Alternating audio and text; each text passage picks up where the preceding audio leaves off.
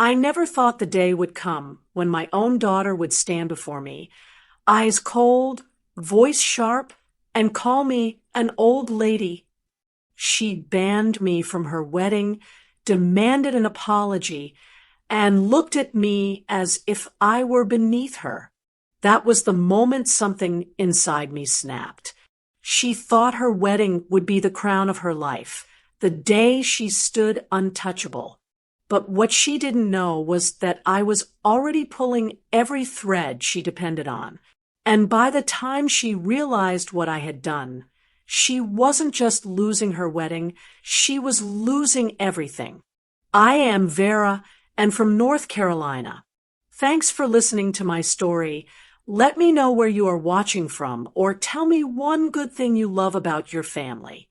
I'd love to hear it while I go back to my story. When Kira's voice cut through the air, I felt the kind of sting a mother never forgets. She stood in front of me, chin raised, her words sharp enough to slice through blood ties. You're banned from my wedding, old lady, until you apologize. Just like that. No hesitation, no trace of love. The room seemed to freeze, but her eyes didn't waver. She had already made up her mind. I should have been surprised, but the truth is, this war between us started long before a wedding dress ever touched her skin. Since the day Otis, my husband, was laid into the ground, Kira treated me less like a mother and more like an obstacle. His death left a void, but instead of filling it with compassion, she filled it with entitlement. To her, everything he left behind should have been hers. She saw me as a gatekeeper standing in the way of the kingdom she believed was owed to her. And the more I tried to steady the family, the more venom she spat at me. Still, hearing those words, old lady, banned, apologize, it was different. It hadn't come out of nowhere. The demand for an apology had roots, ugly and deliberate. A few weeks earlier, at the engagement dinner Curtis and Darlene hosted, the air had grown thick with their polished arrogance. Curtis boasted about the investments he had made for Andre's future, while Darlene praised Kira for elevating herself beyond the limits she was raised in. I sat there listening until Darlene's smile cut sharper. And of course, once everything passes down properly, Kira will finally be settled into what's hers. That was when I answered, calm, but firm enough that the room went silent. Why are you so concerned about what's hers? Nothing has passed to anyone yet. The words landed like a slap. Curtis's jaw tightened, Darlene's smile cracked, and Kira's face burned red. To her, it wasn't truth. It was humiliation. She stormed out of that dinner, convinced I had shamed her in front of the very people she was desperate to impress. From then on, Curtis and Darlene whispered in her ear that I would ruin her wedding, that I was an embarrassment she needed to control. So when Kira stood before me that night, calling me an old lady and demanding an apology, it wasn't really about peace. It was about forcing me to bow, to undo the wound she believed I'd carved in her pride. But I didn't flinch. I didn't give her the satisfaction of a single trembling word. Instead, I stood still, letting the weight of her cruelty sink in. Kira thought she had won. She thought she'd cut me out of her life and claimed victory in front of the audience she wanted to impress. But in that moment, as her demand echoed in my ears, I knew something she didn't. My refusal to bow wasn't the end of the fight. It was the very beginning. When Kira dismissed me like an unwelcome guest, she thought the matter was closed. What she didn't realize was that silence has its own power.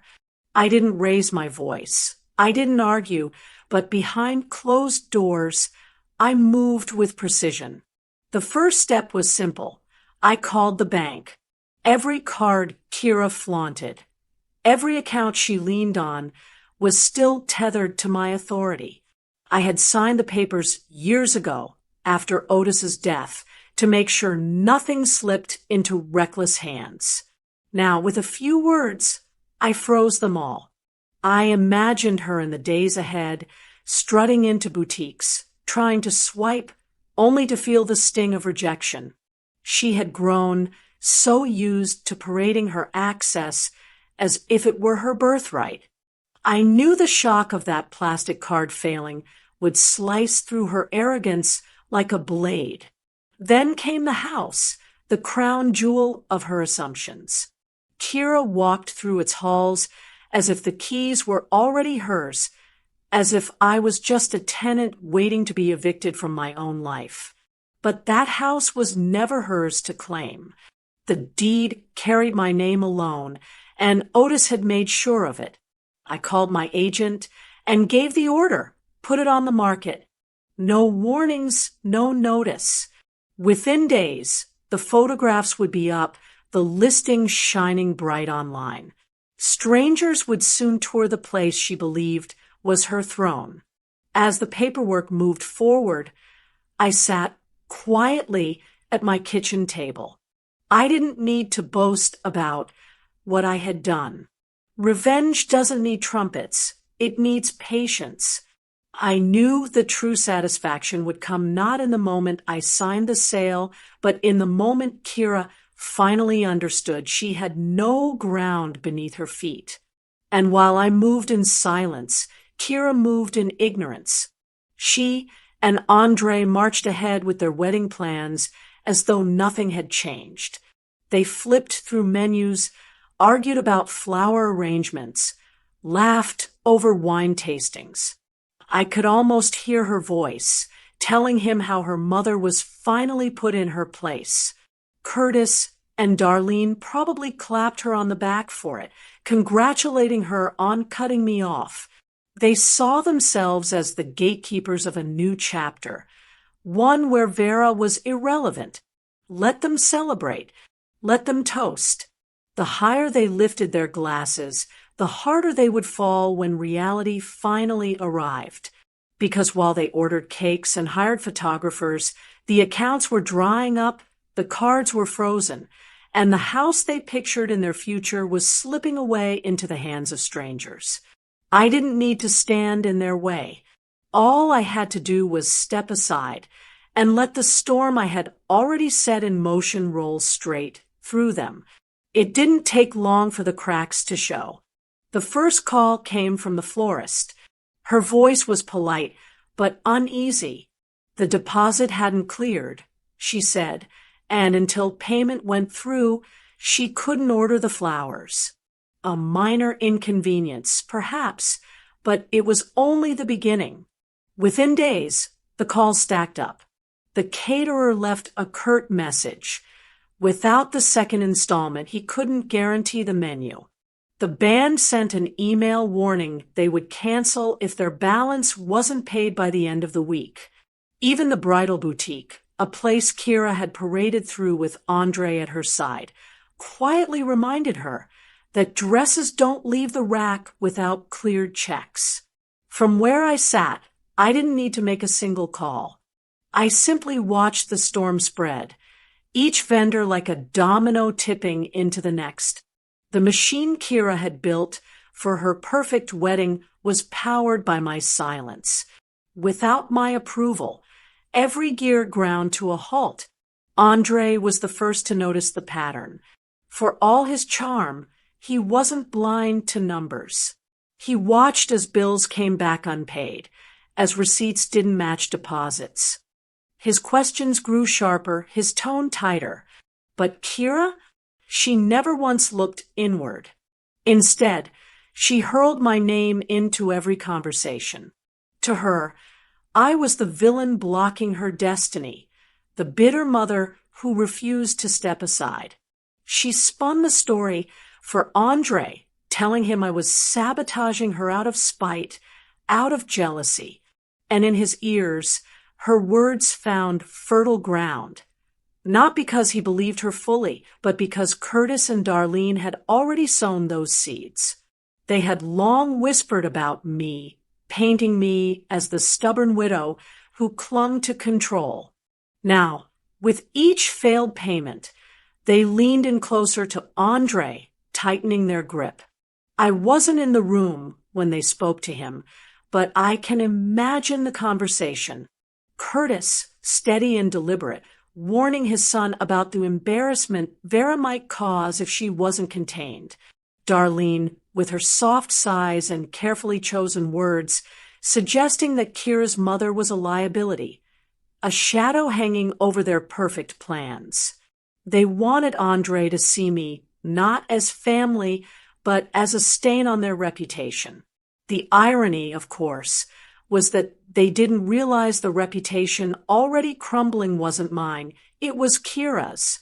Every unpaid bill, every canceled service, every whispered doubt circled around her name, not mine.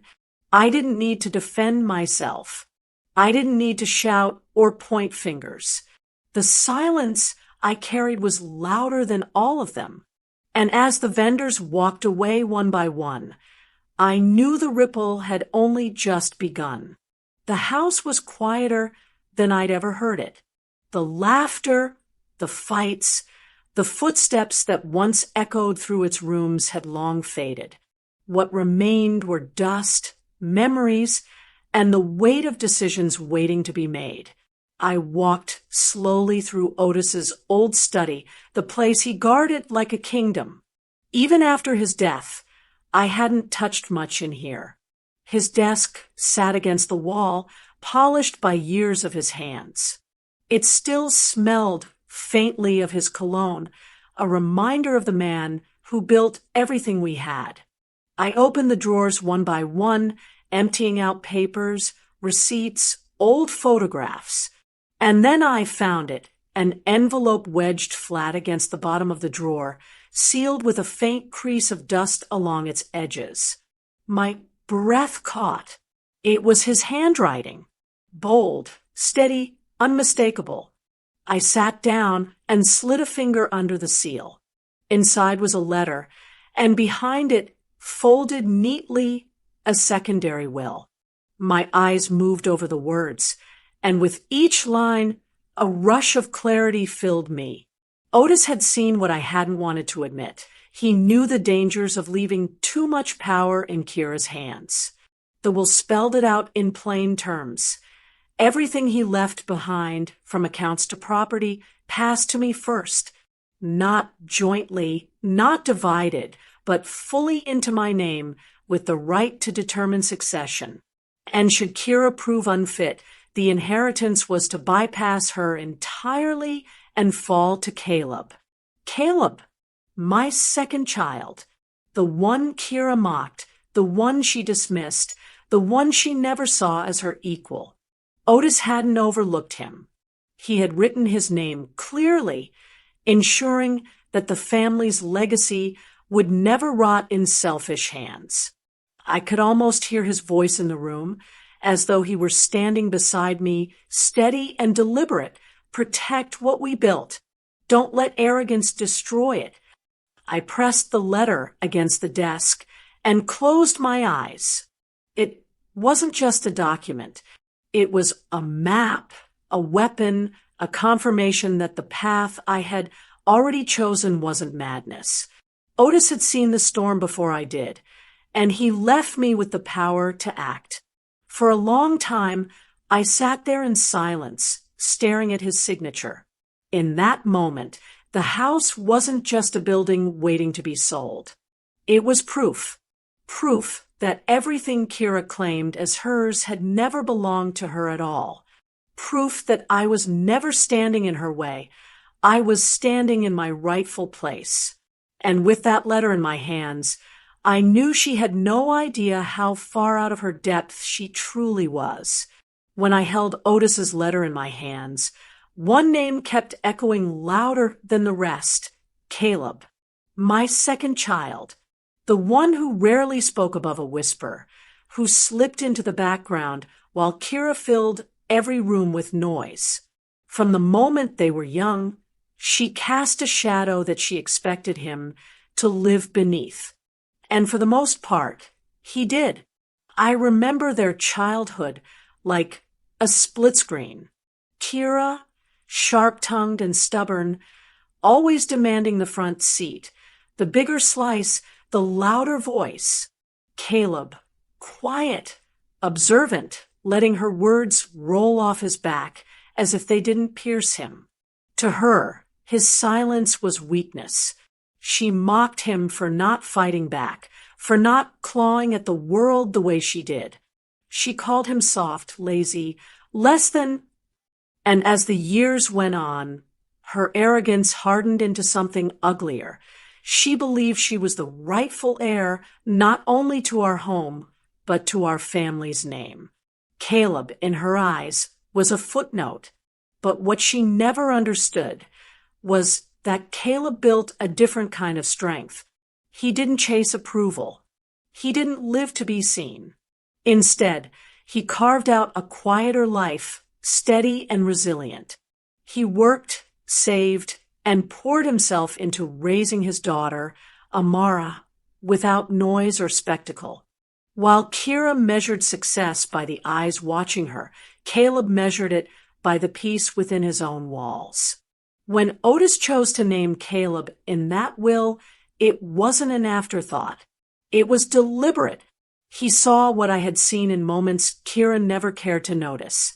The humility in Caleb's choices, the steadiness in his hands. He wasn't the sibling who sought the spotlight, but he was the one who could carry a legacy without corrupting it. As I thought of Amara, Caleb's little girl, I felt something shift inside me.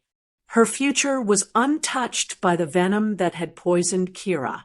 She was innocent, still bright with possibility, still unshaped by arrogance. I saw in her the chance to redirect everything Otis and I had built, to protect it, not for Kira, but for the bloodline she had tried to erase from her mind. Kira never cared for Caleb, never cared for Amara. To her, they were invisible, unworthy of her acknowledgement. But that invisibility was their shield.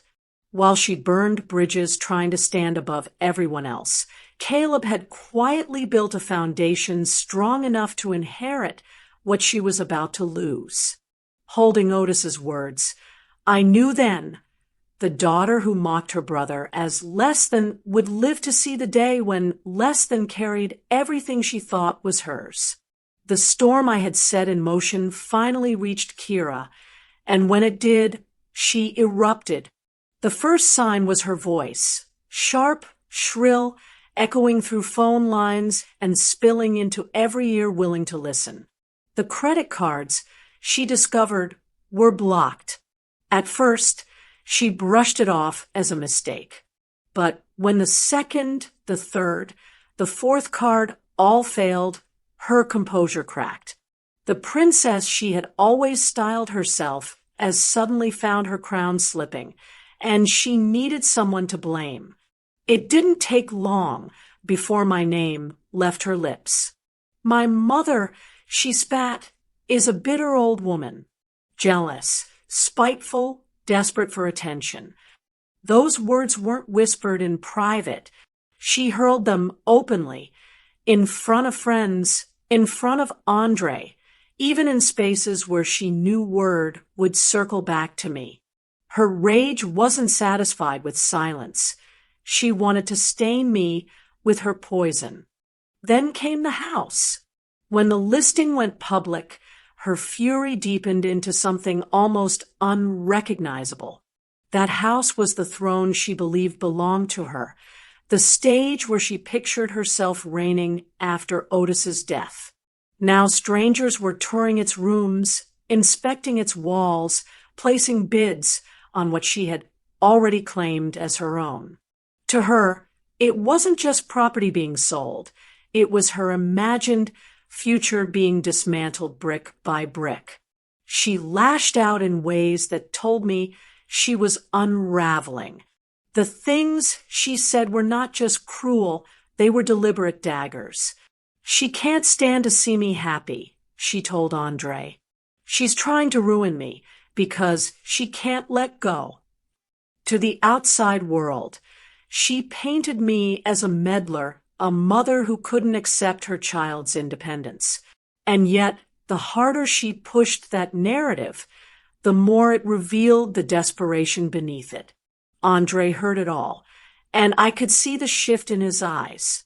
He had once looked at Kira with the easy confidence of a man sure of his bride. But doubt had started to creep in.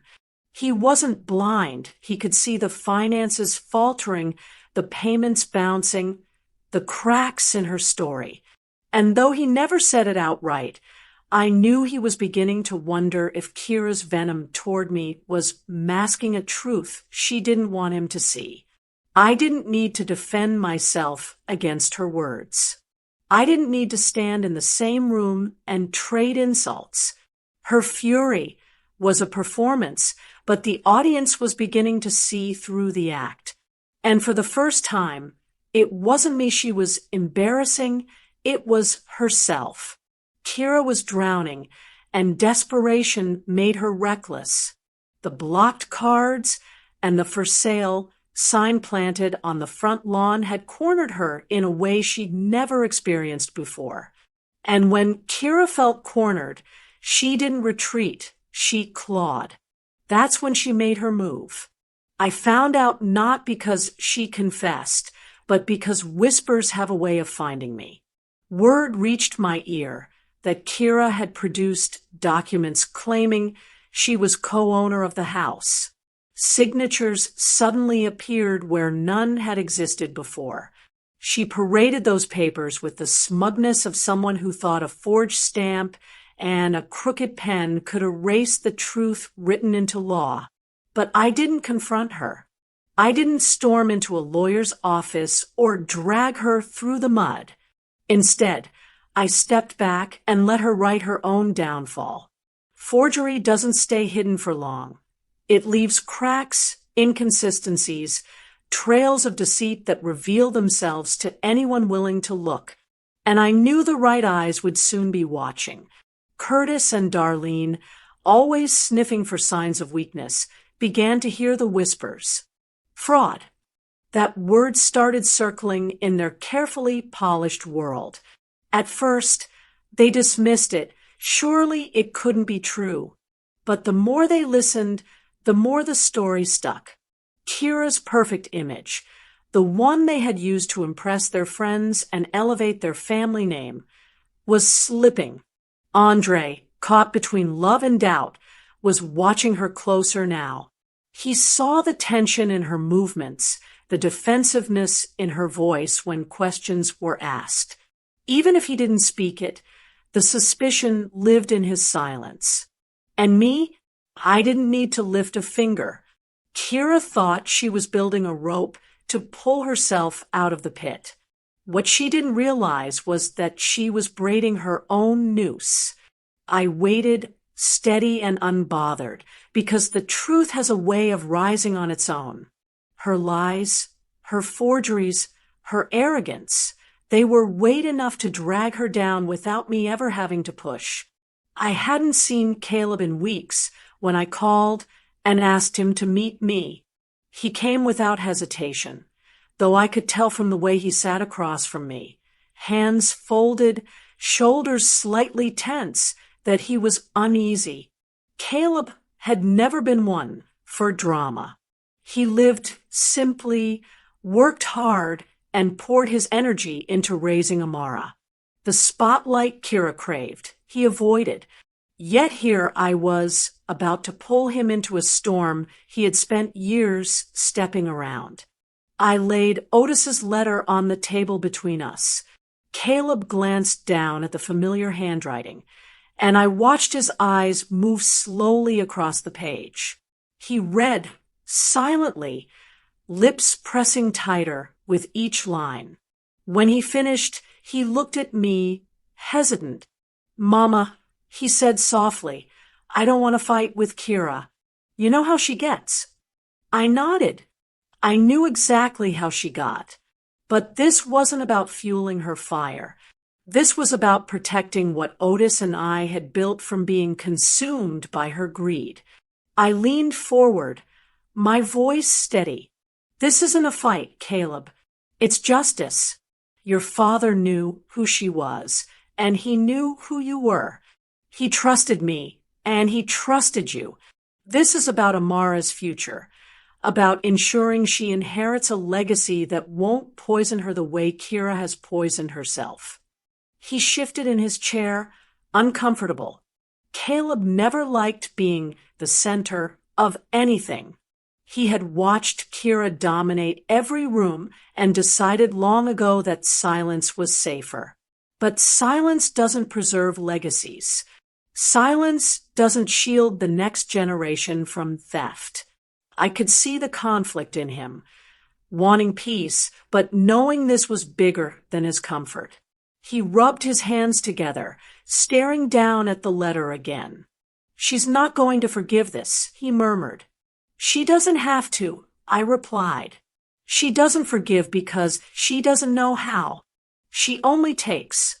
And if we don't stop her, she'll take everything. In that moment, the difference between my children felt like night and day. Kira was arrogance embodied, loud, demanding, convinced the world owed her every crown. Caleb was humility and restraint, a man who would rather sacrifice his own claim than cause a stir. But humility alone would not protect Amara. He needed to see that. I reached across the table and placed my hand over his. This isn't about stealing from Kira. It's about keeping safe what your father left for the ones who will honor it. You and Amara are that legacy. She is the future, not Kira. Caleb finally looked at me, his eyes uncertain but softer. He didn't agree outright, but he didn't refuse either. That was enough. I didn't need him to fight like Kira. I just needed him to stand firm when the time came. In Caleb's quiet, I saw strength Kira would never understand. And in Amara's innocence, I saw the reason why every step I was taking mattered.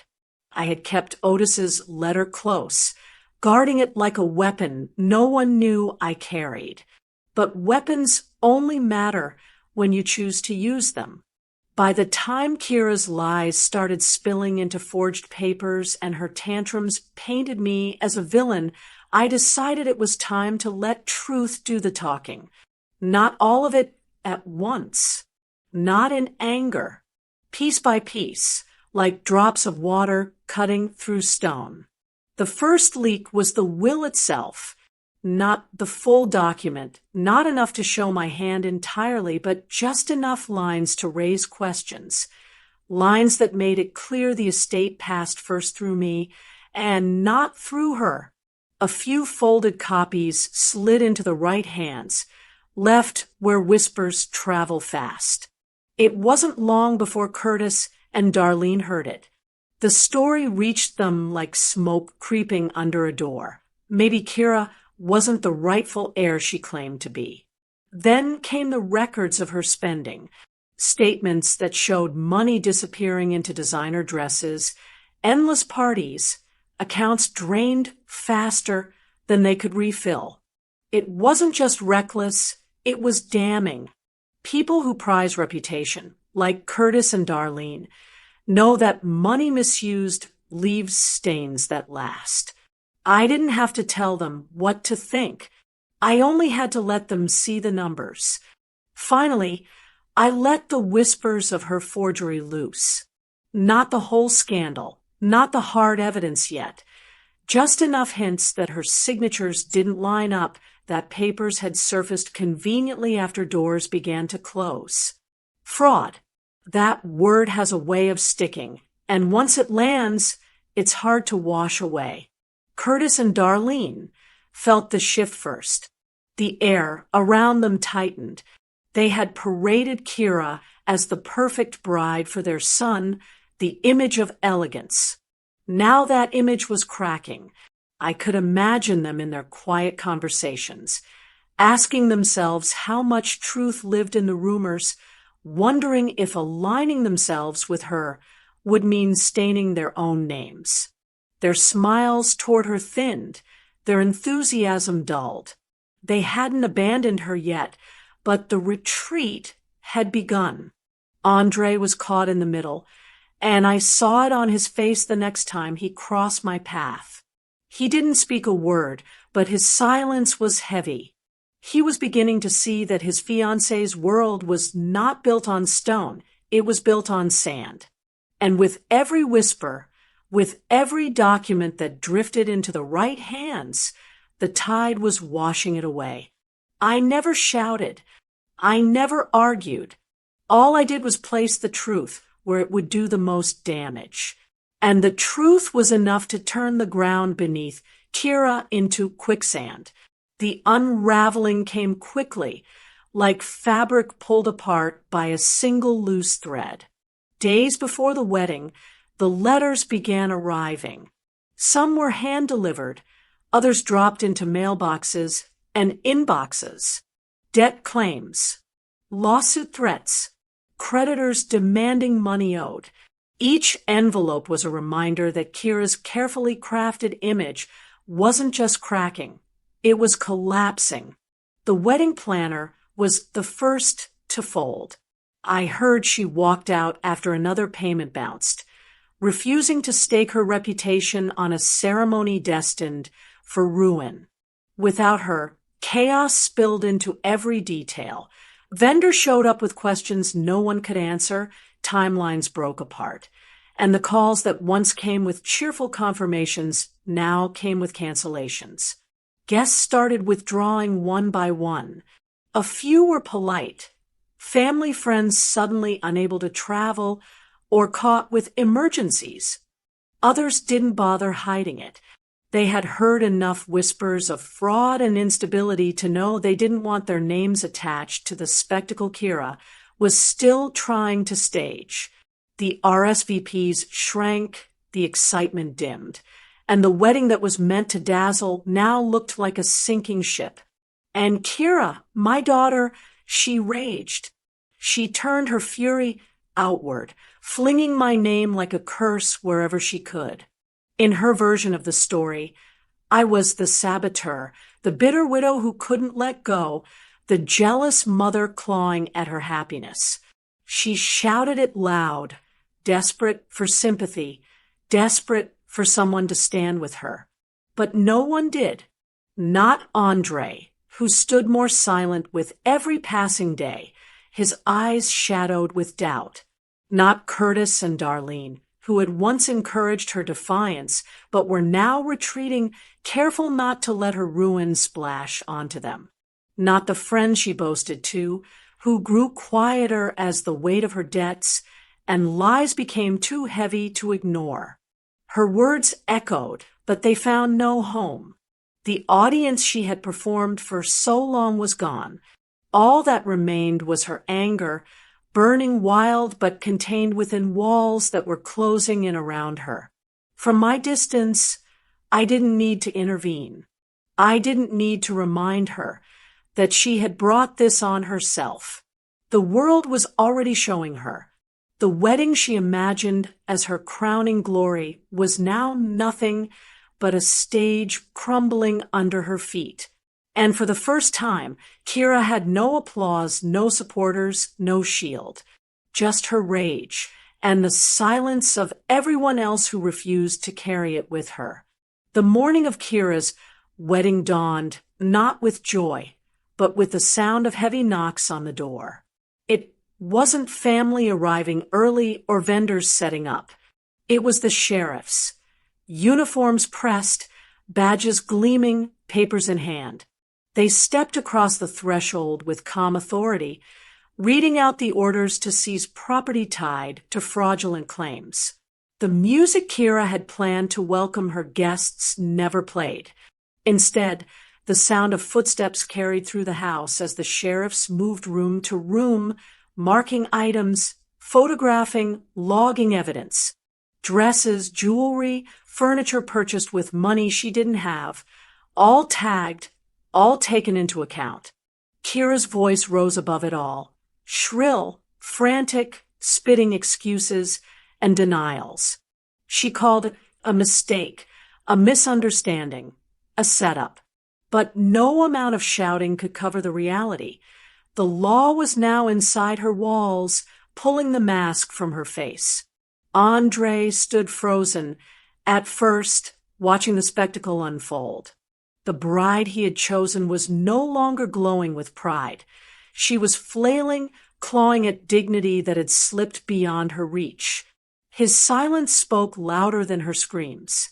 And then, in front of the sheriffs, in front of the family, in front of the pieces of a wedding that would never come together, he said the words that sealed it. The ceremony was off. Humiliation had left him no other choice. Curtis and Darlene didn't linger. Their disgust was written across their faces, sharp and visible. They had paraded Kira as their daughter-in-law, championed her defiance, treated me as an enemy to be removed. Now, they walked away without so much as a glance back at her. Their silence was final, abandonment disguised as dignity. Kira, once convinced she held power over me, was left standing in the ruins of her own making. No vows, no husband, no support, just the echo of her own voice, frantic and hollow, as the truth settled like dust over the morning that was supposed to be her triumph. I didn't need to be there to witness it. Some reckonings don't require an audience. They unfold in plain sight, undeniable and unforgettable. When the dust of the wedding morning settled, Kira tried to rise from it. She always had a talent for performance. And she thought if she spoke loudly enough, if she smiled brightly enough, she could still reclaim the image she had built. But reputations don't bend back once they snap. She went to friends first, spinning stories of sabotage, pointing the finger at me. She called me bitter, called me jealous, claimed I had set out to destroy her out of spite. But the words fell flat. Too many people had seen the sheriffs with their own eyes. Too many vendors had the proof of unpaid bills. Whispers of fraud had already taken root. No one wanted to be the one defending her when the evidence was plain. Andre didn't drag it out. His silence after the ruined ceremony became his answer, and when he spoke at last, it was final. He called off the engagement outright, not behind closed doors, but openly, with the same bluntness Kira had once used to ban me. He would not tie his name to hers. The humiliation of being linked to her lies was heavier than any love he thought he had. Curtis and Darlene, ever the keepers of appearances, didn't protest. They walked away as if she were a stain best forgotten. And while Kira scrambled, Caleb stood in quiet contrast. He didn't gloat, didn't parade himself. He simply listened as I explained the trust one had set in place, how Otis's words had given me authority, how Amara's name now stood as part of the future Kira believed would always be hers. Kira's arrogance had cost her everything, her wedding, her fiancé, her standing. Caleb and his daughter gained without lifting a hand. They didn't need to fight her. They didn't need to expose her. My silence and the truth Otis left behind had done the work. I watched Kira's name circulate in hushed conversations across the community. Where she had once boasted, now there was shame. Where she demanded applause, there was distance. She tried to salvage her pride, but pride has no ground when the floor beneath it has crumbled. In the end, disgrace became her shadow.